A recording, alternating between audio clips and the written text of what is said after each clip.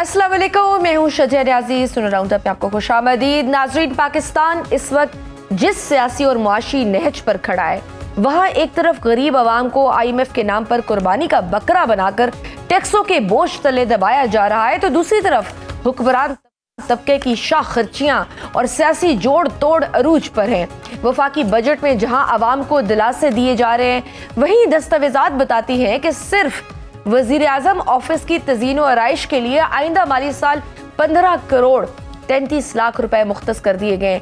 यही नहीं बल्कि मिनिस्टर इनक्लेव में 12 अपार्टमेंट्स के लिए 5 करोड़ 30 लाख और PM स्टाफ कॉलोनी के लिए 8 करोड़ रुपए अलग रखे गए हैं, जिसका मजमूई तखमीना 34 करोड़ 31 लाख रुपए तक जाता है। वजीर आजम शहबाज शरीफ ने कौमी असम्बली के इजलास में शुहदा की कुर्बानियों का जिक्र करते हुए अपोजिशन को एक बार फिर मिसाके मईशत और मिसाके जमहूरियत की दावत दी है, लेकिन अपोजिशन का एतमाद बहाल करना अब ज़बानी जमा खर्च से मुमकिन नजर नहीं आता। चेयरमैन PTI बैरिस्टर गोहर ने इस पेशकश को खुश आइन तो कहा, मगर साथ ही शर्त रखती कि वज़ीर आज़म खुद चलकर आएं और इमरान खान से मुलाकात कराएं। PTI का मौक़िफ़ है कि खैबर पख्तूनख्वा का बजट पास करने के लिए बानी PTI से मशावरत ज़रूरी है, और यही वजह है कि सलमान अकरम राजे ने वाज़ेह किया है कि जब तक खान साहब से मुलाकात नहीं होती, खैबर पख्तूनख्वा का हतमी बजट पेश नहीं होगा और आइन के आर्टिकल 125 के तहत सिर्फ 3 माह का अबूरी बजट पास किया जाएगा। सियासत की इस शतरंज पर सेनेटर फैसल वाडा ने मुल्की सियासत में बड़े धमाकेदार स्कैंडल्स की पेशगोई कर दी। फैसल वाडा ने वफाकी और सूबाई हुकूमतों पर इल्जामात की बौछार करते हुए कहा है कि किसी वज़ीर आला की नाक के नीचे कोई औरत अरबपति बन रही है तो किसी का बेटा दबाकर डाके डाल रहा है। उन्होंने दावा किया है कि ये सब लोग जल्द या तो एक कंटेनर के ऊपर होंगे या फिर एक कंटेनर के अंदर होंगे।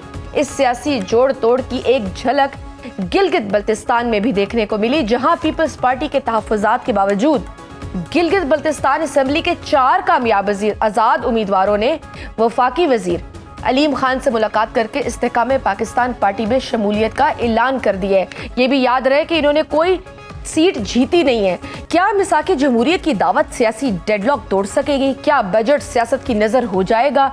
क्या इत्तेहादी हुकूमत अपने ही इत्तेहादियों को मुतमईन कर पाएगी? और क्या वाकई वो स्कैंडल्स आने वाले हैं जिनकी पेशनगोई फैसल वाडा साहब कर रहे हैं? इन मौजूदात पर बात करेंगे। हमारे साथ मौजूद हैं प्रोग्राम के पहले सेगमेंट में कोऑर्डिनेटर टू वजीर आजम इख्तियार वली साहब। आपको वेलकम करती हूँ राउंड अप में। इख्तियार वली साहब, वजीर आजम शहबाज शरीफ ऐवान में खड़े होकर अपोजिशन को मिसाके मईशत और मिसाके जमहूरियत की दावत देते हैं, लेकिन दूसरी तरफ PTI का कहना है कि ये सिर्फ और सिर्फ ज़बानी जमा खर्च है।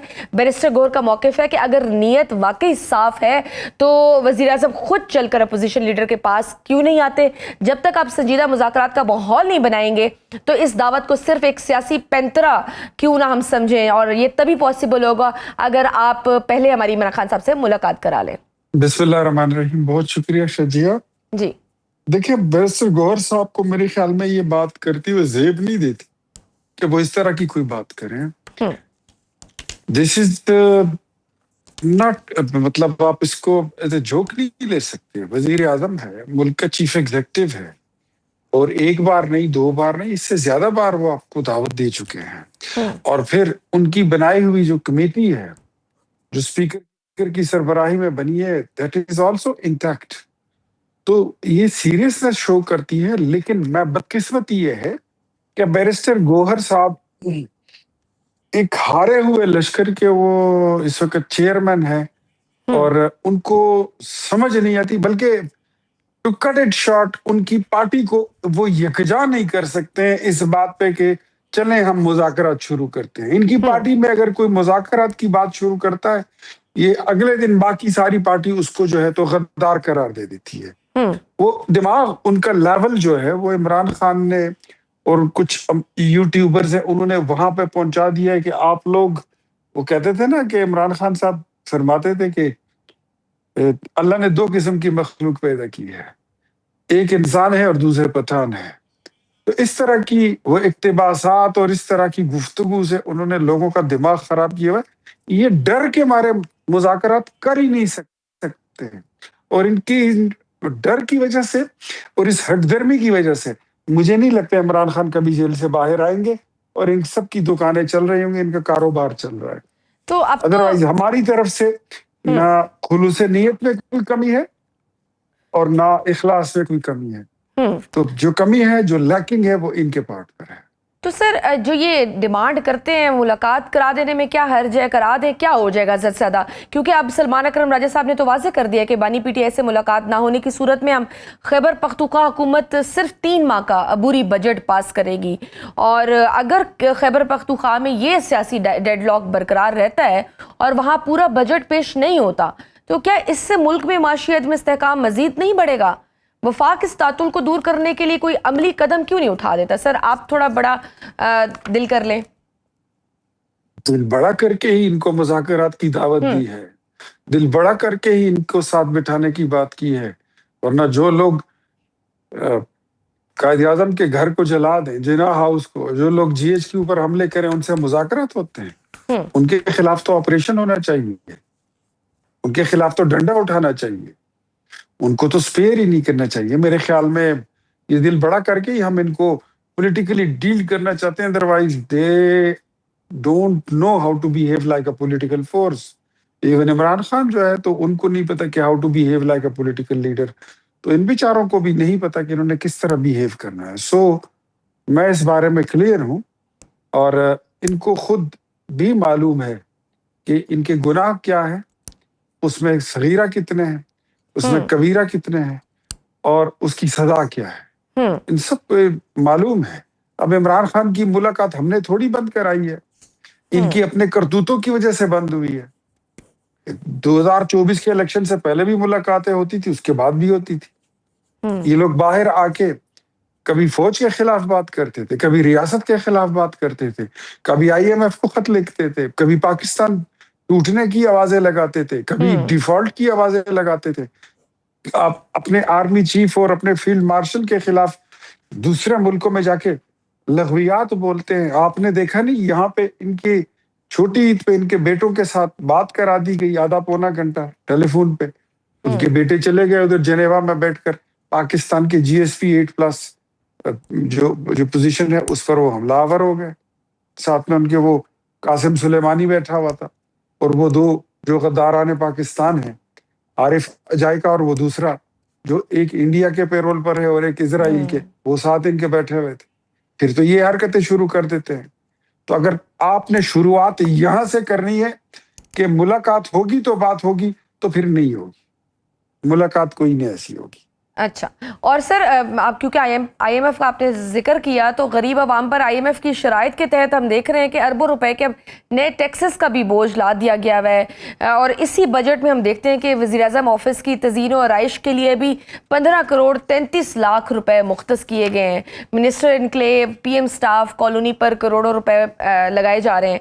सर जहाँ आवाम को सादगी का दर्स दिया जा रहा है, वहां फिर हुक्मरानों की ऐसी शाह खर्चियां एक दो मतजाद फेल नहीं है?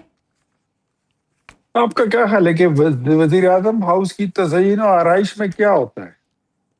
वहां कोई नए सोफे रखे जाएंगे, कोई पर्दे रखे जाएंगे? ये तो वजीर आजम हाउस के मालियों की तनख्वाह है। सर जो हालात, स्टाफ है, कुक है, बावर्ची है, वहां पर जो स्टाफ ड्यूटी देती है, ड्राइवर है, उनकी तनख्वाह है। लेकिन सर तज़य्युन और आराइश में तनख्वाहें शामिल नहीं होती। खर्चा होता है। तज़य्युन और आराइश में क्या होता है? मेंटेनेंस होता है, इससे तो ज्यादा कुछ नहीं होता। मेंटेनेंस नहीं होता है ना सर, उसकी रेनोवेशन के लिए, उसकी मेंटेनेंस के लिए पैसे हैं ना, तनख्वाहें तो सर अलग से होंगी। ठीक है, अगर कोई चीज खराब हो रही है तो आप ये समझती है कि उसको ठीक sir my point is, sir आप जरूर ठीक करें, बट माय पॉइंट इज कि जहां इतना ज्यादा जो ये हालात हो, आप आवाम से कह रहे हैं कि आप सब्र करें, आपके किसी भी, और आप जो चीजें कर रहे हैं उसको तो अप्रिशिएट करें ना। 6 महीनों के लिए वजीर आजम ने हमारी तनख्वाहें बंद कर रखी हैं, पूरी काबीना की तनख्वाह बंद है। 6 महीनों के लिए वजीर आजम ने सबकी आधी गाड़ियां जो है, आधी से ज्यादा गाड़ियां सबकी ले ली हैं। पेट्रोल जो है वो कट करके 50% भी नहीं रह गया जो सरकारी मिलता था, उस पर मजीद भी कट लग गया। अब तो मेरे ख्याल में 200 लीटर पर। लेकिन सर अब सबसे बड़ी कैबिनेट भी उनकी रिकॉर्ड बन गए हैं कि इतनी बड़ी कैबिनेट जहाँ पे इतनी सारी वजारतें जहाँ की जरूरत नहीं है, तो वो भी कम की जा सकती थी। कर रहे हैं, बहुत सारी चीजें कम की हुई है, बहुत सारी चीजों पे सब्सिडीज भी दे रहे हैं। और रिलीफ भी दे रहे हैं आपको। अपनी हुकूमत की मेरे ख्याल में सिर्फ तनकीद नहीं, तारीफ भी सीखनी चाहिए। आपके पड़ोस में जो मुल्क है, वहां पर तो पेट्रोल पंप जो थे, वहां पे तो लोगों ने लड़ाइयां शुरू कर दी थी। सुई गैस वो बंद है और आज तक बंद है। सर आप आपकी कभी ऐसे हालात से नहीं गुजरे? ठीक तो मेरे ख्याल में आपको वो करनी चाहिए, अप्रिसिएशन करनी चाहिए। जो काम तारीफ के काबिल हो उसकी तारीफ ही होनी चाहिए। सर इंशाल्लाह ये चीजें, और जो ये प्रेसिडेंट सर बिल्कुल तारीफ भी होती है, लेकिन सर हमारा काम है ऑब्वियसली पॉइंट आउट करना चीजें। सर आपकी हुकूमत की जो सबसे बड़ी इत्तेहादी पार्टी है पीपल्स और पार्टी, आरइश होती है, वो हर जी साल होती है और उसमें इजाफा भी होता है। ठीक सर, आपकी हुकूमत की जो सबसे बड़ी इत्तेहादी पीपल्स पार्टी है, बजट दस्तावेजात पर उनके बड़े शदीद तहफ़्फ़ुज़ात हैं। बिलावल जी बिलावल जी भुट्टो जरदारी के चैम्बर में भी सागदार साहब खुद जाकर वो ब्रीफिंग भी उनको देनी पड़ी। सर क्या तहफ़्फ़ुज़ात हैं जो अभी तक सॉर्ट आउट नहीं हो पा रहे? तो कोई ऐसे खास तहफुजात नहीं होते हैं। दो अलग पार्टियां हैं, उनका अपना नजरिया है, पॉलिटिकल नजरिया रखते हैं, हमारा अपना है। तो कुछ बातों पे डिफरेंस ऑफ ओपिनियन होता है, तो उस पे बैठ के बात हो सकती है, और वही हो रही है। बातचीत जो है ये जमहूरियत का हुस्न है, और इसके बगैर बात आगे बढ़ती नहीं है। सो वो सर बिलावल साहब तो वो गिला कर रहे हैं, वो कह रहे हैं कि जीबी का इलेक्शन चोरी हो रहा है मेरा, और यहाँ पर ये कहते हैं कि मैं इनके साथ बैठ के डेस्क पे बैठ के तालियां बजाऊं, तो ये नहीं हो सकता। वो तो इस तरह का गिला कर रहे हैं कोई। नहीं, मेरे ख्याल में ऐसा उनको कहना भी नहीं चाहिए, और कोई मैंडेट किसी का नहीं चोरी हो रहा। हमने तो बिलावल साहब ने देखा कि वहां पर अमूमन व बेशतर जहां पर विफाक में हुकूमत जिसकी होती है, तो जीपी में और कश्मीर में उन्हीं की हुकूमत आ जाती है। हमने तो इतना फ्री एंड फेयर इलेक्शन करा के दे दिया कि वहां पर बिलावल साहब की पार्टी के हमसे ज्यादा सीटें आ गई हैं। तो इससे ज्यादा ट्रांसपेरेंसी और क्या हो सकती है? अब इससे बढ़ के तो यही होगी कि हम अपने उम्मीदवारों को बोले कि आप इस्तीफा दे दें ताकि बिलावल साहब की पार्टी आगे चले जाए। ये तो मुमकिन नहीं है ना, ऐसे तो हो नहीं सकता। सर एक और भी तो स्ट्रेंज बात देखने को मिली है वहां पर कि जो 4 आज़ाद उम्मीदवार जो अलीम खान साहब की पार्टी इस्तेकाम पाकिस्तान में शामिल हुए हैं, उनमें 2 जो आज़ाद लोग हैं वो नून लीग हल्का 23 और 24 के भी हैं। वो भी बजाय आपकी पार्टी में आने के वो भी इस्तेकाम पाकिस्तान पार्टी में शामिल हुए हैं। उसकी क्या वजह है, क्यों वो आपकी जानिब नहीं है? देखिए, वो भी पॉलिटिकल पार्टी है इस्तेकाम पाकिस्तान, और ये अलग ट्रांसपेरेंसी की एक अलग मिसाल बन रही है। अगर हम मोनोपलाइज करते, हम डंडा सोटा चलाते, तो ये सारे लोग पीएमएलएन में आते। लेकिन इतनी ट्रांसपेरेंसी है कि वो, यानी कि आप कह रहे हैं कि सब बहुत ट्रांसपेरेंट, फ्री एंड फेयर हो रहा है। अच्छा, आपसे अब ट्रांसपेरेंसी कुछ थोड़ी जरूरत से ज्यादा हो गई, आपको ऐसे लग रहा है? सही तो होने दे। बिल्कुल ठीक सा, वो तो नजर आ रही है। अच्छा, तो फैसल वाडवा साहब ने भी आपकी फाइलें खोली हुई हैं। वो कहते हैं कि वफाकी और सूबाई हुकूमतों पर ना उन्होंने बड़े संगीन इल्जामात लगाए हैं। वो कहते हैं जनाब कि एक वजीर आला की नाक के नीचे कोई औरत अरबपति बन रही है, हुकूमती शख्सियात की औलादें दबाकर चोरी कर रही हैं। तो बताइए कि फैसल वाडवा का इशारा किस शख्सियत और किस सूबे की तरफ है? क्या हुकूमत इनके इंकशाफात पर कोई एक्शन लेगी? क्योंकि वो तो बहुत बड़ी बड़ी बातें कर रहे हैं। वो तो कह रहे हैं कि भाई गिलगित बल्तिस्तान में उन्होंने क्या किया है ना, घोड़ा इनका, घास इनकी, गधा इनका, जमीन इनकी, फिर भी वहां से वो हार गए। वो तो सर सवालिया निशान उठा रहे हैं आपकी कारकर्दगी पर। फैसल वावड़ा की ज्यादा मैं बातों का जवाब नहीं देता। वेला आदमी है, फारे है बेचारा, सारी रात तो जागता है, सुबह फिर वो सो जाता है, शाम को फिर उठता है। वो धूप उसको लगती नहीं है मेरे ख्याल में। सर वो आपके वोटों से ही तो सेनेटर बने हैं, तो मैं उनको इसलिए वेटेज दूंगी। एक आध दिन वो गर्मी में बाहर निकले हैं, उनको लू लग गई है। मैंने तो कल भी उनको मशवरा दिया था कि धूप में ज्यादा मत तेरा करे, आपके लिए अच्छी नहीं है। इमली और आली बुखारे का शरबत पिए, फालसे का जूस पिए। अच्छा। और धूप में फिरने से परहेज करें। शेख रशीद वाली कुर्सी आपको नहीं मिलने वाली, वो भी खुद साख्ता था, आप भी खुद साख्ता है। आराम से बैठ जाए। ये जो बहकी बहकी बातें करते हैं उससे उनको कुछ नहीं मिलेगा। सर वैसे पहले ही उनकी अमूमन इतनी जब वो ये कट बेकी काट है बेकी नहीं। ऐसी बातें करते हैं तो मोस्टली लोग परसीव करते हैं कि ये कहीं ना कहीं से वो जिनके करीब समझे जाते हैं तो समझा यही जाता है कि शायद वहां से कोई मैसेज आ रहा हो, करीब शायद। समझे जाते हैं ना, जी। करीब समझने में और होने में बड़ा फर्क होता है। हम्म। जितने वो समझे जाते हैं वो आपको भी पता है, लेकिन हम्म। जितने वो करीब है वो हमें पता है।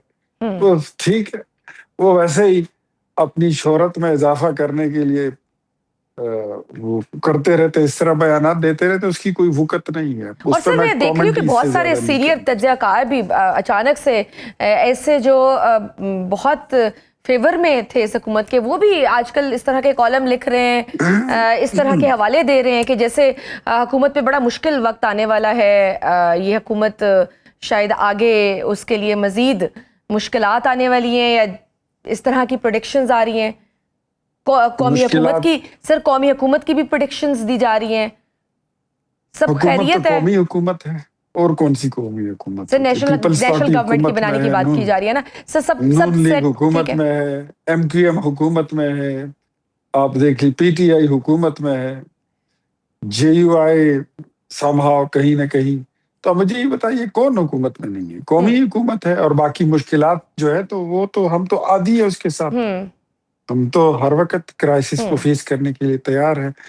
लेकिन जहां तक मेरे इल्म में है, जिन सो कॉल्ड आपने बात की, जी। कुछ राइटर्स की जिन्होंने कोई कॉलम शालम लिखे हैं, हाँ जी। तो लिखते रहे। ये तो 5 साल की हुकूमत कैसे गुजरेगी? ये बैकग्राउंड म्यूजिक नहीं होगा तो फिर तो लोग बोर हो जाएंगे। इट्स अ बैकग्राउंड म्यूजिक, चलने दें, हमें कोई एतराज नहीं है। हम अच्छा, इसको इट्स लाइट लें, बैकग्राउंड आप भी म्यूजिक लाइट रावी चैन लिख रहा है, कोई ऐसा मसला नहीं है, वो वन पेज कायमो दाइम है सर। लें। रावी चीन में बैठकर चैन ही चैन लिख रहा है।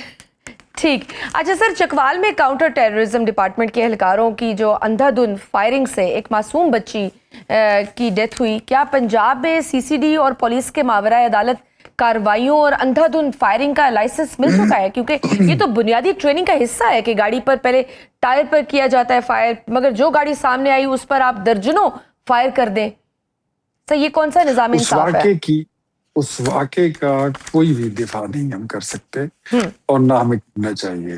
वो गलत हुआ है, नाजायज हुआ है, जुल्म हुआ है, और सीसीडी जो है उसने, ये उसकी गफलत है या ओवर कॉन्फिडेंस है। सीएम पंजाब उसको खुद देख रही है, और उसकी इंक्वायरी जो है वो कंडक्ट हो चुकी है, हो रही है, और उनके साथ इंसाफ होगा।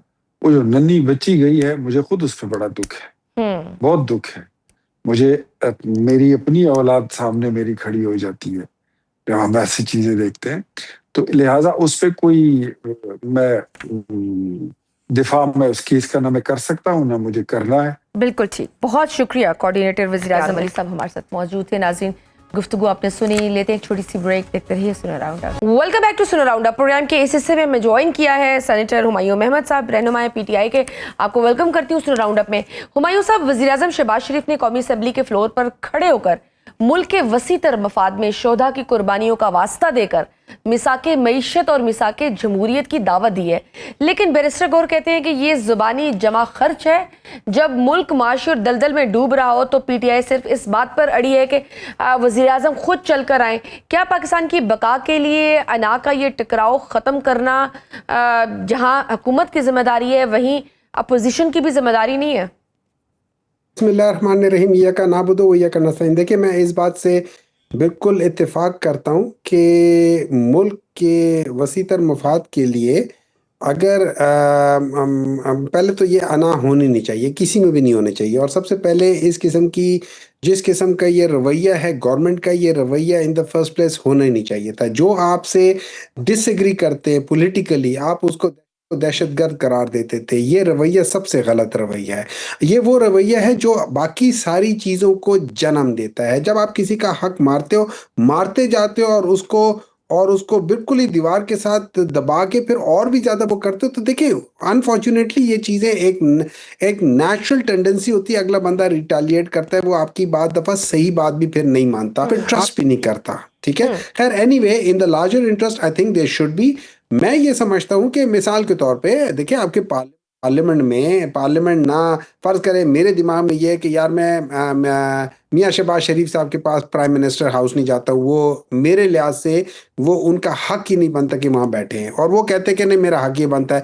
ठीक है, फेयर एनफ, अपनी जगह पे है। हम पार्लियामेंट हाउस है, पार्लियामेंट हाउस सबका है, हम लोगों का भी है, आपका भी है। उसमें एक कमेटी रूम होती है, उस कमेटी रूम में बैठ जाएं, आप लोग भी 6 बंदे बैठ जाएं, हमारे भी 6 बंदे बिठा दे, दरमियान में 4-5 बंदे और जो अपोजिशन की जमातें उनको भी बिठा दे, और बैठ के मुल्क की वसी तर मफाद के लिए हम एक चीज को, अच्छा जैसे जैसे अभी शाह महमूद कुरैशी साहब ने, यास्मीन राशिद साहब ने और बाकी वहां पे जो असीरान हैं कोट लखपत के, उन लोगों ने जो कहा हुआ है हम उनको लेकर जाते हैं। हम मीसा के पाकिस्तान करते हैं, मीसा के पाकिस्तान में सारी चीजें जो होनी चाहिए पाकिस्तान में ठीक, उसको ठीक करने की बात करते हैं। उसमें खाली मीशत एक बात याद रखना, बेसिकली लोग एक चीज को भूल जाते हैं, जो पॉलिटिकल पार्टी होती है ना, उसके एक मईशत का विजन होता है। मैं और आप, हम लोग जाते हैं, हम लोग किसी जगह पे जाते हैं, आप कहते हैं नहीं मैंने इधर से खाना है क्योंकि इस खाने में मजा इस तरह है और ये सस्ता है। मैं कहूँगा कि यार देखो ये सस्ता है लेकिन इससे तबीयत खराब हो सकती है, तो हम ये खा लेते हैं, ये उससे जरा महंगा है लेकिन ये ज्यादा सेहत के लिए बेहतर है। तो इसमें एक किस्म का आप ये समझ ले मईशत और उसकी आउटलुक का पहचान होती है। हम लोग सारे मिलके बैठ जाते हैं और हम सबसे पहले जो इंपॉर्टेंट चीज है वो ये है कि मुल्क के अंदर एक पॉलिटिकल स्टेबिलिटी लाते। पॉलिटिकल स्टेबिलिटी जैसे ही आएगी, मैं आपको गारंटी कहता हूँ मईशत स्टेबल हो जाएगी। मैं मिसाल दे देता हूँ, अभी देखिए 4 साल हो गए हैं, ये लोग अभी कह रहे हैं ना कि आजकल ये जंग हो रही है, फलाना हो रहा है, पिछले 4.25 साल से तो जंग नहीं हो रही थी ना, उसमें तो आप लोगों ने क्या किया है, उसमें तो कुछ नहीं हुआ। ये तो अभी जनवरी फरवरी के बाद से प्रॉब्लम शुरू हुआ है। तो आप बाकी देख लें क्या हुआ था, उसमें भी कोई हालात अच्छे नहीं थे। आपके कंबाइंड जो 4 साल का बजट है, या आप 5वां बजट दे रहे हो, पिछले 4 साल का बजट कंबाइंड बजट जो है ना, वो आपकी पॉपुलेशन ग्रोथ से कम है। सो ओवरऑल अगर आप देखा जाए तो आपका नेगेटिव बजट है, आपका नेगेटिव इम्पैक्ट, आपका जीडीपी नेगेटिव है। आपका जीडीपी जो कंबाइंड 4 साल का है वो 2.55 से नीचे है। तो इसका मतलब है कि आपकी पॉपुलेशन ज्यादा बढ़ गई है और आपकी इनकम उससे कम बढ़ी है। तो इसका मतलब बिल्कुल इशारे उस तरह से नहीं है, इसमें तो कोई डाउट नहीं है। तो फिर यही तो वो बात करते हैं कि पीटीआई अपने ही मुल्क की खातिर हुकूमत के साथ बैठ जाए। फिर वो ये शर्त क्यों रखती है कि पहले बानी से मुलाकात कराई जाए, उसके बाद ही हम बैठेंगे? अच्छा देखिए, मुझे एक बात बताएं, मैं बसाते हुमायूं मोहम्मद या कोई और बंदा, चाहे असद कैसर हो या जो मर्जी हो, हम लोग, अब आप ईमानदारी से, पूरा मुल्क जो आपके प्रोग्राम सुन रहे हैं, और आपका चैनल कोई छोटा चैनल नहीं है, बड़े लोगों का चैनल है, बड़े लोग देखते हैं, आप मुझे ईमानदारी से बताएं, हम में से हर एक शख्स किसके नाम की वजह से आज असेंबली में बैठा हुआ है? हम किसको रिप्रेजेंट कर रहे हैं? हम अवाम को इनडायरेक्टली रिप्रेजेंट कर रहे हैं, लेकिन हम लोग तो इमरान खान को रिप्रेजेंट कर रहे हैं। इमरान खान अवाम को रिप्रेजेंट करता है, अवाम ने इमरान खान को वोट दिया है, वो हुमायूं को नहीं जानते हैं। इमरान खान ने कहा यार ये हुमायूं बैठा हुआ है, इसको वोट दे दो। हमारे इस वक्त अगर आप मुझसे पूछे, मेरे वर्कर में, पीटीआई के वर्कर में और पीटीआई के पार्लियामेंटेरियन में सिर्फ एक फर्क है, उस पार्लियामेंटेरियन को टिकट मिल गया था, उसकी बजाय किसी और वर्कर को मिल जाता, वो पार्लियामेंटेरियन हो जाता। हमारे यहाँ पे कोई जद्दी पुश्ती, कोई बाप दादा की तरफ से कोई पार्लियामेंटेरियन नहीं है। हम लोग सब बने, अब अगर हम जिसके नाम पे बने, क्या हम उससे मिल के बात करने की भी हमारे पास इजाजत नहीं है? क्या ये गलत बात नहीं है? जेन्युइनली देखिए, अगर आप सही मानों में मुल्क की खातिर बात करना चाहती है, तो मुल्क के वसी तर मफाद के लिए, जैसे मौलाना फजलुर रहमान ने कहा हुआ है, क्या उसके लिए इमरान खान से, वो तो कहते हैं बाहर आ जाओ, हम कहते हैं चलो अगर आप बाहर नहीं निकाल रहे, हमें उनसे बात कर लेने दे। हम लोग आपको कहते हैं, मैं आपको गारंटी देता हूं, मैं 4-5 बंदों के नाम देता हूं, वो 4-5 बंदे बाहर आएंगे, कोई ऐसी बात नहीं करेंगे जिससे इस मुल्क के किसी भी तबके को कोई तकलीफ हो। नहीं वो मैं तो कहता हूँ, और नहीं, उसके बाद वहां definitely, से अब लेकर आगे इसमें तो चल। सर अब 3 साल से तो अगर वो अंदर हैं तो इसका वो तो यही मतलब है ना, मौजूदा क़यादत उस तरह का लाहेअमल अभी तक दे नहीं सकी। कितने अरसे से कह रहे हैं टाइगर फोर्स बन रही है, इमरान खान की रिहाई के लिए एक फोर्स बनाई जा रही है, अब हम अगला लाहेअमल देंगे, कब हम एहतजाज करेंगे। अभी भी जब वलीमा खान साहिबा ने कहा है कि 10,000 बंदा लेकर आए, तो वो भी उस तरह से हमने कल देखा कि उतने बंदे नहीं आ सके। तहरीक इंसाफ के सेक्रेटरी जनरल सलमान अकरम राजा का भी ये कहना है कि हम 30 जून तक अगर इमरान खान से मुलाकात ना कराई गई तो खैबर पख्तूनख्वा हुकूमत पूरा बजट पेश नहीं करेगी, बल्कि सिर्फ 3 माह का अबूरी बजट पास करेगी। सर, वफाक से लड़ाई अपनी जगह, ये आपका राइट है, आपका मिलना बनता है, मुलाकात करानी चाहिए, ये बात रजिस्टर्ड है, लेकिन केपीके के अवाम को इस सियासी जंग का यरगमाल क्यों बनाया जा रहा है? पूरा बजट ना आने से सूबे की तरक्की रुक जाएगी, इसका फिर जिम्मेदार कौन होगा? मुझे एक चीज समझ नहीं आ रही। आप 4 करोड़ अवाम जो खैबर पख्तूनख्वा की है, उसके लिए आप मुझे कह रहे हो कि यार आप लोग वो कर लो, नुकसान हो रहा है। आप लोग जो कर रहे हो उससे 25 करोड़ अवाम पूरे पाकिस्तान की मुतासिर हो रही है। वहां आपको नहीं समझ आ रही? 4 साल से आपसे ये मुल्क नहीं संभल रहा, उसकी वजह क्या है? देखिए, इससे पहले भी आप लोग आए हो, पीपल पार्टी अलग आई है, पीएमएलएन अलग आई है, आप दोनों के पास शायद थोड़ा बहुत दिमाग हो। आप लोगों ने 2-2, 3-3, 4-4 साल 3-3 दफा गुजारे हैं, 4-4 दफा गुजारे हुए हैं। कहीं ना कहीं आप लोगों ने 4, 4.5, 5 जीडीपी को टच भी किया हुआ है, तो कहीं ना कहीं कुछ कर रहे। वजह क्या है कि पिछले 4 साल से आप लोग कंबाइंड जीडीपी 2 को ऊपर नहीं गए? कोई वजह होगी ना। वो वजह ये है कि आप लोग अपनी अना या अपनी झूठी तसल्ली या अपनी झूठी और क्या कह सकते हैं, ये इख्तिदार के लिए आपने पाकिस्तान की पूरी अवाम को बलि पे चढ़ाया हुआ है। पाकिस्तान की अवाम आज अगर सफर कर रही है 6.2 जीडीपी से कम होके लेस देन 2 जीडीपी पे आ गई है, तो ये आपकी वजह से आई है। आप इसको क्यों नहीं समझते हो? इस चीज को समझो। हाँ, जिस दिन ये पॉलिटिकल स्टेबिलिटी आ जाएगी, आपकी जीडीपी हो जाएगी। प्रॉब्लम क्या होता है, देखें, जब अवाम आपको बैक करती है, गवर्नमेंट को बैक करती है, तो वो आपके फैसलों के साथ खड़ी हो जाती है। होता क्या है, मैं एज एन अवाम, अगर मैं आपसे, आपने मेरे साथ ज्यादती की, आपने मेरा हक छीना है, मैं अपने आप को आपसे दूर कर लूंगा। मैं अपनी इन्वेस्टमेंट नहीं लेकर आऊंगा, मैं अपनी चीजें नहीं लेकर आऊंगा। ये नेचुरल टेंडेंसी होती है। ये पूरी दुनिया में इसी तरह ही होता है कि वो हुकूमत जो अवाम के करीब तरीन होती है, वहां पे लोग जाके इन्वेस्टमेंट करना शुरू कर देते हैं, अपने पैसे लाते हैं। ये लोग अपने तो बाहर से पैसे ला नहीं रहे, इनकी जायदाद पाकिस्तान से ज्यादा, पाकिस्तान से बाहर ज्यादा है।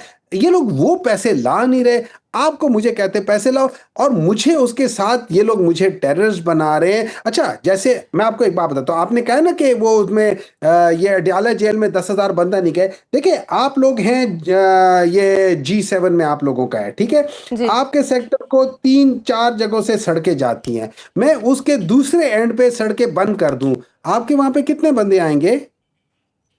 कोई नहीं आएगा। ये कर क्या रहे हैं, अडयाला को यहां से, पिंडी से जूं ही सड़क जाती है, वो जहां से वो पुल होता है वहां से आगे इन लोगों ने नाके लगा दिए हैं, वहां पे लोगों को रोक लेते हैं। उसके बाद दूसरी तरफ से जब आ रहे होते हैं वो चक्री की तरफ से, तो इन्होंने चक्री पे वो कह रहे थे, आपके डीएचए की तरफ से, आपके बहरिया टाउन की तरफ से जो सड़कें आ रही है, उनको सबको रोक के रखा हुआ है। हर जगह से रोक के रखे, तो वहां पे जाएगा कौन? पहुंचेंगे कैसे? लेकिन इमरान खान साहब की अपनी बहनें भी सेटिस्फाइड नहीं है ना। वो भी कहती हैं कि आप जो जितने भी पीटीआई के ओहदेदारान हैं वो उस तरह से लाहेअमल नहीं दे सके, उस तरह से प्रेशर बिल्ड करने में कामयाब नहीं हुए मौजूदा हुकूमत पर जो उनका बनता था। वो भी यही बात कर रहे हैं कि आप वोट इमरान खान साहब का लेकर आए, लेकिन इमरान खान साहब की रिहाई के लिए कुछ ऐसा काबिल तहसीन, कुछ ऐसा प्लान नहीं दे सके। और सर, अभी जो सिचुएशन है, आपने देखा है कि वफाकी बजट में एक तरफ गरीब आवाम पर टैक्सों का बोझ लादकर पीएम ऑफिस की तज़ीन और आइश के लिए 15 करोड़ 33 लाख और मिनिस्टर इनक्लेव के लिए करोड़ों रुपए रखे गए हैं, और आप लोगों ने भी इसको अवाम दुश्मन कहा है। लेकिन हम देख रहे हैं कि पीपल्स पार्टी के भी काफी वहां पे मसाइल चल रहे हैं। तो सर व्हाई डोंट यू कि आप इस मौके को कैश करें और इन तहफ़्फ़ुज़ात को कैश करके पीपल्स पार्टी के साथ कोई प्लान कर लें, कोई बाकी दूसरी अपोजिशन जमातें हैं उनके साथ मिलकर कोई प्रेशर बिल्ड कर सके, अगर अकेले नहीं हो सकता। देखिए, मैं आपको एक चीज समझा देता हूँ। पीपल्स पार्टी नाक रगड़ के ये बजट पास कराएगी। उनकी मेरे लिहाज से उनकी इतनी हिम्मत ही नहीं है कि वो इस बजट को वोट ना दें। उनकी इतनी हिम्मत नहीं है।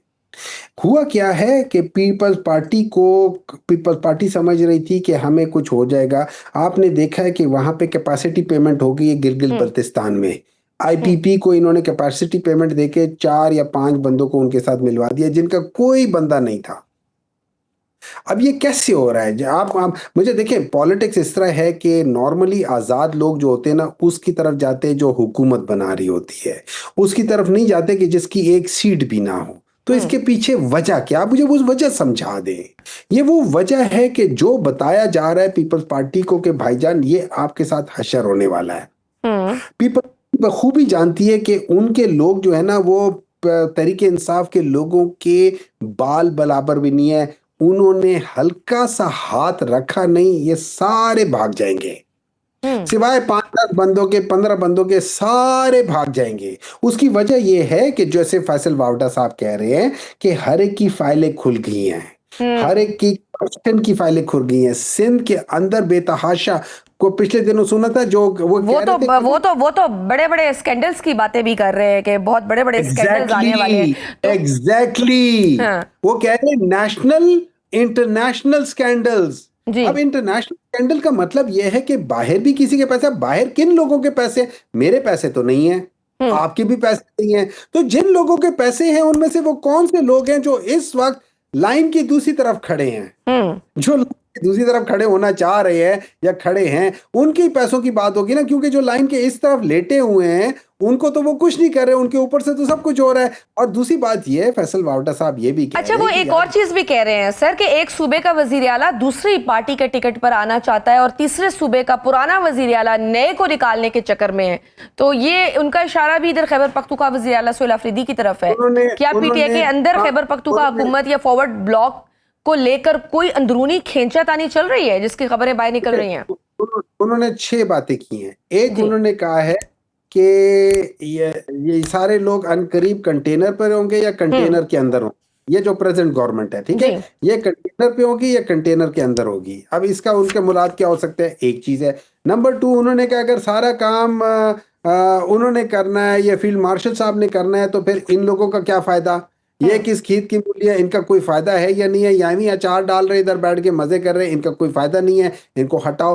तीसरा जो बात की उन्होंने सूबों के लिहाज से, उन्होंने कहा एक सूबे में एक वजीर आला, पुराना वजीर आला नए वजीर आला को तब्दील करना चाहता है, एक वजीर आला प्राइम मिनिस्टर बनना चाहता है, एक वजीर आला जो बहुत अरसे से है उसकी बजाय एक और वजीर आला आना चाहता है जो सिंध की बात कर रहे हैं, एक वजीर आला वो एक पार्टी से सुन ली उनकी बातें मैंने जी, और वो बलूचिस्तान की बातें कर रहे हैं। तो 4 सूबों की बातें कर रहे हैं। अब उसमें बात आती है पीटीआई के अंदर, आई एम श्योर पीटीआई के अंदर धड़े हैं, मैं उसको डिनाई नहीं करता। डिनाई इसलिए नहीं करता हूं कि धड़ेबाजी पीटीआई के अंदर या किसी भी पार्टी के अंदर ये डेमोक्रेसी का हुस्न है विद इन द पार्टी भी, क्योंकि हम लोग, लेकिन सर 20 से ज्यादा एमपीएस वो सामने आ जाए और खुल के इस तरह की बातें करें तो फिर जहां आप लोग ऑलरेडी मुश्किलात में हो, मुत्तहिद होने की बातें हो, तहरीक चलाने की बातें हो, वहां पर मुश्किलात भी आपके लिए एक नया चैलेंज तो साबित हो सकती है ना।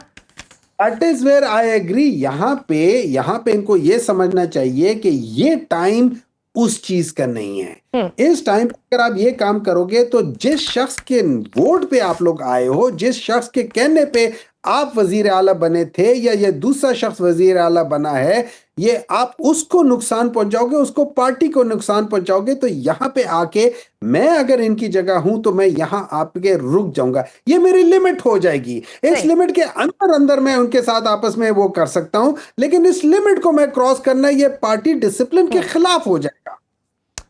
बिल्कुल सही। बहुत शुक्रिया डॉक्टर हुमायूं अहमद साहब हमारे साथ थे, गुफ्तगू आपने सुनी।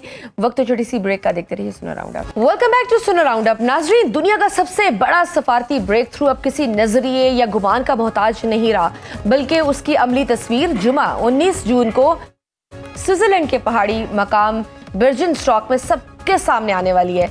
बरसों की दुश्मनी को एक मेज पर लाने का ये सेहरा बरह रास्त पाकिस्तान और कतर के सर सज रहा है, जहां पाकिस्तान की बाकायदा मेजबानी में अमेरिका और ईरान अपने 14 नुकाती तारीखी अमन मुसवदे पर दस्तखत करने जा रहे हैं। वजीर आजम शहबाज शरीफ अपने वफ्द के हमरा इस तारीखी तकरीब के लिए रवाना हो रहे हैं, जहां ईरानी स्पीकर बाकर कालीबाफ और अमरीकी नायब सदर जेडी वेंस या मुमकिन तौर पर खुद सदर डोनाल्ड ट्रंप इस यादाश्त पर मोहरे तस्दीक सब्त करेंगे। इस्लामाबाद की इस गैर मामूली कामयाबी को बरतानवी पार्लियामेंट के ऐवान बाला में भी जबरदस्त पजीराई मिली, जहां लॉर्ड अहमद और लॉर्ड बारबर ने बरतानवी हुकूमत से मुतालबा किया है कि वो इस कामयाबी पर पाकिस्तानी क़यादत को बाकायदा मुबारकबाद पेश करे। इस दौरान फ्रांस में होने वाले G7 इजलास ने भी एक मुश्तरका एलामिये के जरिए इस मुआहिदे की खुलकर तायीद की है और बैनुल-अक़वामी समंदरी गुजरगाहों को किसी भी टोल टैक्स या रुकावट से पाक रखने के अज़्म का इजहार किया है। खुद सदर ट्रंप ने इस डील को ओबामा और के मुआहिदे से कहीं बेहतर और ईरान के एटमी अज़ाइम के सामने एक हतमी दीवार करार दिया है। तमाम ट्रंप की अपनी इंतजामिया के साबिक कौमी सलामती के मुशीर जॉन बोल्टन ने इस पर कड़ी तनकीद करते हुए दावा किया है कि तेहरान ने अपनी शातिराना और सबर आजमा सफारतकारी से अमरीकी सदर को अपनी मर्जी की धुन पर चलने पर मजबूर किया। इस पूरी पेशरफ्त ने तेल अवीव के ऐवानों में खलबली मचा दी है। इसराइली मीडिया के मुताबिक अमेरिका ने कौमी सलामती का हसास तरीन मामला करार देकर इसराइल को इस मुआहिदे की तफसीलात दिखाने से साफ इनकार कर दिया है। इसी बेचैनी के बीच इसराइली फ़िज़ाइया के चीफ जनरल ने यह सनसनीखेज इंकशाफ भी किया है कि 8 जून को पूरी इसराइली एयरफोर्स ईरान पर एक तबाहकुन हमले के लिए फ़िज़ा में बुलंद होने वाली थी, लेकिन मिशन शुरू होने से महज 1 घंटा पहले सदर ट्रंप ने नेतन्याहू को यह कहकर ये कार्रवाई रुकवा दी कि अगर हमला किया तो इसराइल इस जंग में बिल्कुल अकेला खड़ा होगा। लेकिन इस मुआहिदे के बावजूद जमीन पर बारूद का धुआं अब भी मौजूद है। जनूबी लेबनान में इसराइल ने एक बार फिर जंगबंदी की 84वीं बार खिलाफ वर्जी करते हुए बमबारी की, जिसके नतीजे में 4 शहरी शहीद हो गए। इस जहरियत पर ईरानी अस्करी मरकज खातमुल अंबिया और ईरानी army chief major general Amir Hatami ने सख्त तरीन लहजे में खबरदार किया है कि अगर इसराइल बाज ना आया तो उसे ईरान के जमाशुदा गजब का सामना करना पड़ेगा, क्योंकि मुआहिदे के तहत लिबनान पर अब कोई भी हमला बरह रास्त अमेरिका के साथ तय पाने वाली डील की खिलाफ वर्जी शुमार होगा। दूसरी जानिब पाकिस्तान की दाखिली और इलाकाई सलामती के हवाले से अमेरिकी जरीदे दी डिप्लोमेट ने वाशिंगटन को एक इंतहाई अहम मशवरा दिया। जरीदे ने अपने ताज़ा तज़िये में लिखा है कि चूंकि अमेरिका खुद बलूचिस्तान लिबरेशन आर्मी और वजीद ब्रिगेड को दहशतगर्द करार दे चुका है, इसलिए अब वक्त आ गया है कि वो अक़वाम मुत्तहिदा में इन तंजीमों को आलमी सतह पर ब्लैकलिस्ट करने और उनके माली असासे मुंजमद कराने के लिए पाकिस्तान और चीन के मौक़िफ़ की खुलकर हमायत करे। जरीदे के मुताबिक बलूचिस्तान के मादनी ज़खायर में मुस्तकबिल के अमरीकी मफादात और अमले के तहफ़्फ़ुज़ के लिए BLA के खिलाफ एक मरबूत बैनुल-अक़वामी कार्रवाई अब वाशिंगटन की अपनी ज़रूरत बन चुकी है। क्या अमेरिका का ये नया रुख इसराइल को मशरिक़ वुस्ता में तनहा कर देगा? क्या इसराइल भारत और उसकी प्रॉक्सी अफगानिस्तान भी खित्ते में अकेला होने जा रही है?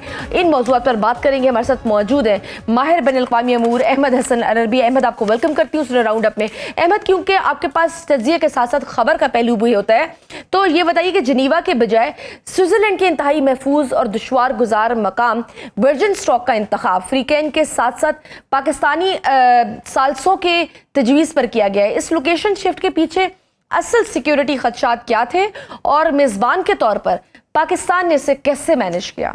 जी, बहुत शुक्रिया। देखें, इस वक्त जो दुनिया का फोकस है वो उस डील के ऊपर है जो यूएस और ईरान के दरमियान में होने वाली है जी। और ये बेसिकली प्रिलिमिनरी तौर के ऊपर इसकी जो डिजिटल साइनिंग है वो हो चुकी है और इसके साथ साथ जो ग्राउंड वर्क जो कि सबसे इम्पोर्टेंट, देखें इस कॉन्फ्लिक्ट रेजोल्यूशन के इस फ्रेमवर्क के लिए सबसे पहला जो कदम था वो सीज फायर था, जिसमें मैं 12 दफ़ा ये बता चुका हूं कि आप एक मिलिट्री डोमेन से निकल के डिप्लोमेटिक पॉलिटिकल डोमेन में आते हैं विदाउट एनी प्रिंसिपल गारंटीज। सो वो सबसे इम्पोर्टेंट था। उसके बाद सारा फ्रेमवर्क जो सस्टेनेबल पीस का मिडल ईस्ट आइडिया है वो बहुत सीक्रेटिव और वो बहुत इंपॉर्टेंट, वो सब कुछ अल्लाह के फजल से हो गया है और उसका जो आर्किटेक्ट है या डायरेक्टर है वो Pakistan played a very vital role as a sole mediator. अब बात यह है कि जिस तरह एक फिल्म उसका एक डायरेक्टर होता है जो अपने स्टूडियो में अपने इक्विपमेंट के साथ उस पूरी फिल्म को डायरेक्ट करता है, उसके बाद किसी ना किसी थिएटर में वो जाके प्रेजेंट होती है, उसकी स्क्रीनिंग होती है। अब ये जो सेरेमनी है जिसका आप जिक्र कर रही हैं और हम सब जिक्र कर रहे हैं वो एक स्क्रीनिंग सेरेमनी है। उसके लिए बहुत सारी चीजें हैं जो देखी जाती हैं, और जो बेसिक फ्रेमवर्क है वो डिसाइड हो चुका है। स्क्रीनिंग कहाँ पे होती है वो इतना ज्यादा मैटर नहीं करे, उसके लिए आप एक तो लीगल सैंक्टिटी देखते हैं। स्विट्जरलैंड की आप बात कर ले, उसकी जो लीगल जो ट्रीटीज या ग्राउंड वर्क उनके ऊपर हुआ है, पुरानी जो ट्रीटीज वहां पे हुई हुई है, जो यूएन का एंगल है, फिर यूरोप को लूप इन करने का जो एंगल है, उस सारी, और तीसरा सिक्योरिटी वाला जो मामला है, उसकी वजह से भी बहुत सारी प्रेफरेंसेस जो हैं वो चेंज होती रहती हैं, जो कि इतनी ज्यादा मेरे नजदीक as a international relation expert वो इतनी ज्यादा इंपॉर्टेंट नहीं है। मेरे लिए इंपॉर्टेंट ये है कि ये फ्रेमवर्क जो है वो डिजाइन हो चुका है, साइन कहां पे होते हैं वो इतना ज्यादा मेरे लिए मैटर नहीं करता। ये रीज़न शायद यही थी कि कहीं ऑब्वियसली इजराइल तो इस चीज़ पे नहीं आ रहा, वो तो कह रहा है कि हम नहीं मानते, तो कहीं ना कहीं इस चीज़ का भी खदशा होगा कि इजराइल इसको सबटाज करने के लिए कोई ना कोई ऐसी हरकत कर सकता है, सिक्योरिटी थ्रेट हो सकते हैं मे बी स्पेशली ईरानियंस को। देखिए बात यह है कि जो इसराइल है, आप अगर इस कॉन्फ्लिक्ट को देखें यूएस ईरान के, तो ये कॉन्फ्लिक्ट शुरू कहां से हुआ? ये कॉन्फ्लिक्ट शुरू वहां से हुआ कि जब इसराइल अटैक्ड ईरान, और उसके बाद अमेरिका भी इस जंग के अंदर आया। तो when the conflict started, it basically Iran और Israel were the principal actors. जब यूएस उसके अंदर आया तो फिर US, Iran and Israel became principal actors. फिर उसके थोड़े अरसे के बाद आपने देखा कि आहिस्ता आहिस्ता जो स्ट्रेटेजिक स्पेस थी इसराइल की वो कम होते होते बहुत ज्यादा श्रिंक होना शुरू हो गई, and with in month and half Israel एक प्रिंसिपल एक्टर से नीचे गिर के एक स्पॉइलर बन गया जी। और अब ये जो कॉन्फ्लिक्ट, जो इसकी रेजोल्यूशन और कॉन्फ्लिक्ट रेजोल्यूशन और जो पीस का फ्रेमवर्क आएगा, ऑटोमेटिकली ऑफिशियली जो रिस्पॉन्सिबिलिटी इस वक्त स्पॉइलर से बचने की है वो अमेरिका और ईरान के ऊपर चली जाएगी, और इसराइल की जो स्पेस है वो मजीद श्रिंक होती चली जाएगी। सो इस सारे कॉन्फ्लिक्ट के अंदर जो नेट लूजर है मुझे वो इसराइल नजर आता है।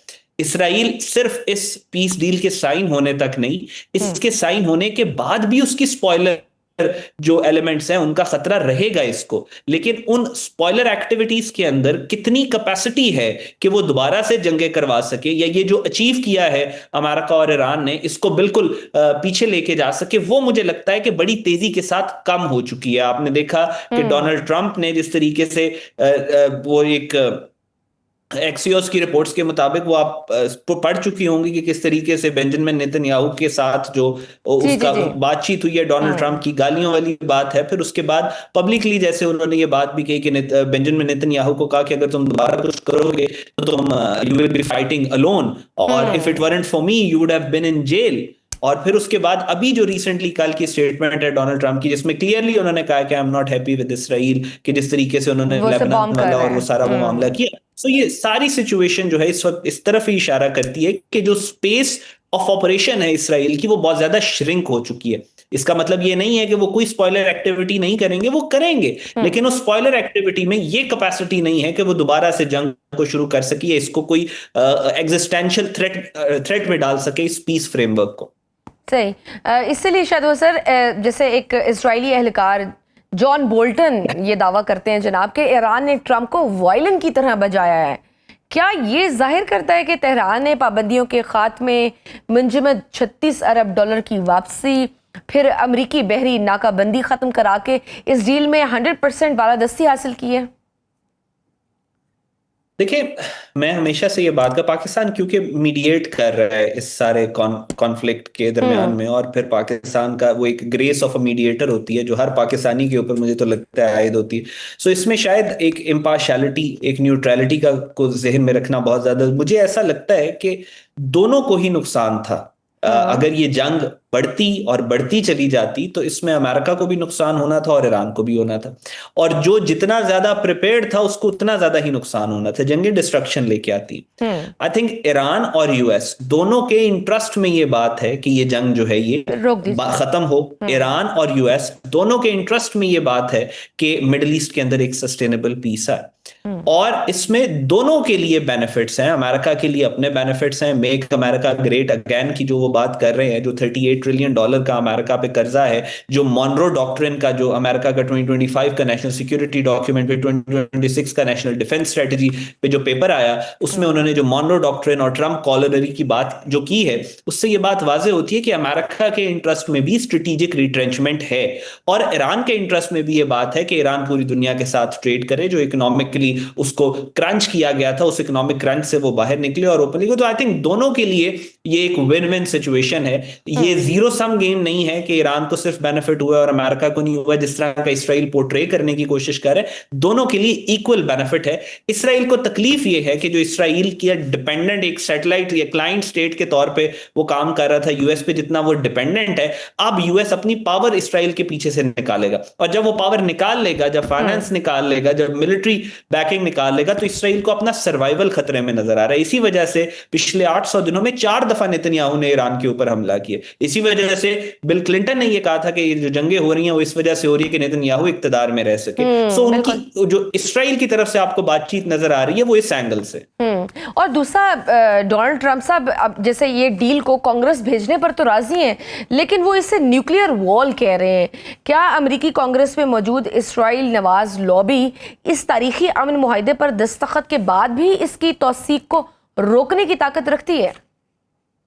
नहीं, मेरा नहीं ख्याल। देखें, बात ये थी कि जब हमारी भी यहाँ टेलीविजन के ऊपर पहले भी जब बातचीत हुई थी, जब सीज फायर हुआ था, पहला जो टॉक्स का राउंड हुआ था, तो उस वक्त बहुत ज्यादा एम्बिग्विटी थी, कहते थे जंग दोबारा शुरू होगी और ये सब। तो उसमें मैंने स्टेटिस्टिकल डेटा जो है इसके ऊपर रिसर्च करके निकाला, तो ये पता चला कि पिछले 100 सालों में दो मुमालिक जब एक दफा सीज फायर कर लेते हैं, उसके बाद इमीडिएटली जंग में जाने के जो चांसेस होते हैं वो 12 से 15% होते हैं। 85% चांसेस होते हैं कि वो दोबारा जंग में नहीं जाएंगे।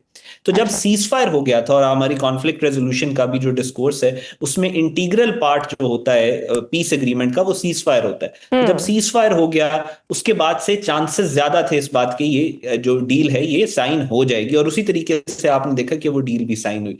अब जब ये डील फाइनलाइज हो चुकी है, साइन हो चुकी है, उसको रिवर्ट बैक करने की टेक्निकल ग्राउंड्स के ऊपर जो एपैक की लॉबी है उनमें कैपेसिटी नहीं है, क्योंकि it is not just about the Iran US war, ये Iran US war plus the entire Middle East का जो सिक्योरिटी apparatus है उसकी रीइमेजिनिंग है। तो अगर इसको रोकना था तो अब से कोई 1-1.5 महीना पहले ही आपको ये रुक जाती नजर आती है। अगर ये वो टाइम निकाल चुकी है और अब हम इस स्टेज पे आ गए हैं कि इसकी स्क्रीनिंग होगी और एक सेरेमनी होगी जिसमें ऑफिशियली इसको साइन किया, तो आई थिंक चीजें काफी हद तक कंसोलिडेट हो चुकी हैं और इसको रिवर्स करने की कैपेसिटी जो है एपेक के पास मेरा नहीं ख्याल है। सही। अहमद, लास्ट क्वेश्चन के ऑब्वियसली इजराइल का तो एग्जिस्टेंशियल क्राइसिस तो हमें नजर आ ही रहा है, लेकिन हम भारत और उसकी प्रॉक्सिस के खिलाफ भी बड़ा महाज खुल गया है। अमरीकी जरीदे द डिप्लोमेट का ये खुला तज्जिया कि अमरीका को अब अक़वाम मुत्तहिदा में BLA और मजीद ब्रिगेड को ब्लैकलिस्ट करने के लिए पाकिस्तान और चीन का साथ देना चाहिए। क्या आलमी कुव्वतें अब पाकिस्तान के इस मौक़िफ़ को भी बाकायदा अमली सपोर्ट देने लगी हैं, जिसके बारे में हम दिहाइयों से आवाज़ भी उठा रहे हैं? और अब हम देख रहे हैं अभी जो रिसेंट G7 इजलास में हमने देखा है कि सदर ट्रंप की भारतीय वज़ीर-ए-आज़म नरेंद्र मोदी से 16 माह बाद मुलाकात हुई और भारतीय मीडिया के मुताबिक ट्रंप ने मोदी को बुरी तरह इग्नोर किया है। तो क्या उधर वॉशिंगटन का मोदी की तरफ ये सर्द रवैया, भारत के इलाकाई थानेदार बनने के जो ख्वाब हैं, वो भी क्या चिकनाचूर हो चुके हैं? जी देखें, इसको लार्जर जियोपॉलिटिकल कैनवस के ऊपर आप देखें तो मैं आप ही के शो में अब से चंद माह कबल एक मुझे याद है अच्छी तरह हमारी बात हुई थी जिसमें हमने एक नेक्सस को एक्सप्लेन किया था जो कि इंडिया, अफगानिस्तान और इसराइल के। मैंने एक्सप्लेन किया था कि ये 3 ममालिक के अंदर जो हुकूमतें सो कॉल्ड हैं वो को बरकरार रखने के लिए उनके लिए जरूरी है कि इलाके के अंदर जो है वो केओस और एनार्की फैले।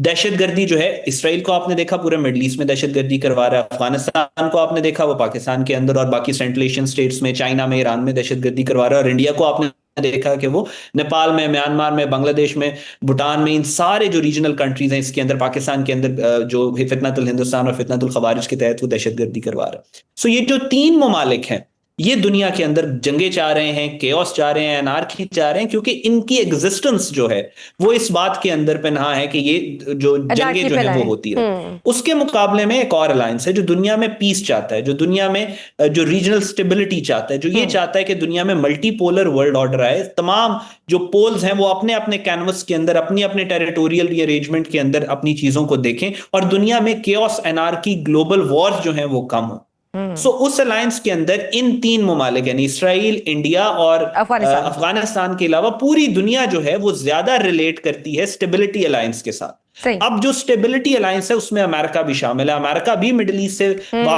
स्ट्रेटेजिक रिट्रेंचमेंट करना चाह रहे हैं, वेस्टर्न हेमिस्फीयर की तरफ जाना चाह रहे हैं। सो हर वो एलिमेंट जो इस खित्ते, इस इलाके के अंदर दहशतगर्दी फैला रहा है, केओस फैला रहा है, एनार्की फैला रहा है, जिसमें टॉप पे भारत है, तो अमेरिका ऑटोमेटिकली अपने आप को अलाइन करता है उस कॉन्सेप्ट के साथ कि इनकी जो आउटफिट, टेररिस्ट आउटफिट्स हैं, इनको बैन किया जाए। अमेरिका में ऑलरेडी मजीद ब्रिगेड को बैन किया। मजीद ब्रिगेड उसी टेक्स्ट के ऊपर बनी है जिसपे तामिल टाइगर्स के ब्लैक टाइगर्स जो है सुसाइड स्क्वाड बना था, और बीएलए बहुत ज्यादा सिमिलर है इनके तामिल टाइगर्स वाली जो दहशतगर्द तंजीम इन्होंने बनाई थी। सो सारे कॉन्टेक्स्ट में प्लस पाकिस्तान ने फिर जिस तरीके से मार्का हक में पूरी दुनिया को दिखाया कि पाकिस्तान की कैपेसिटी, कैपेबिलिटी क्या है, अपनी हार्ड पावर को प्रोजेक्ट किया, तो पूरी दुनिया के लिए अब इन चीजों के ऊपर अमल करना आसान हो चुका है। इसी वजह से आप ये देख रही हैं कि आज डिप्लोमेट का आर्टिकल है, और आगे आप आने वाले दौर में देखेंगी कि यूनाइटेड नेशंस के अंदर बीएलए को भी जो है एक टेररिस्ट आउटफिट डिक्लेयर कर दिया जाएगा, वरना तो जो ममालिक हैं जो मैटर करते हैं वो तो ऑलरेडी बीएलए को एज ए टेररिस्ट आउटफिट जो है वो